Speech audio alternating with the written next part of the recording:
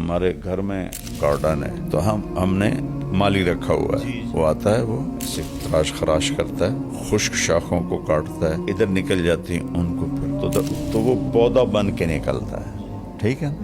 اور کھیتوں میں بھی ہمارے درخت ہیں، ان کا نہ کوئی سائز ہے نہ کوئی شکل ہے، کوئی ادھر شاخ جاری کوئی ادھر شاخ جاری۔ تہذیب کا مطلب ہے کانٹ چھانٹ، عربی کا لفظ تہذیب کانٹ چھانٹ۔ تو یہ تو ماں باپ کرتے نہیں، ٹائم نہیں دیتے، اور گھر میں ہوتے ہیں تو موبائل پہ ہوتے ہیں یا ٹی وی پر ہوتے ہیں، تو بچوں کو بھی موبائل پکڑا دیتے ہیں، تو پھر وہ کیسے جانیں گے کہ پیار سے رہنا ہے؟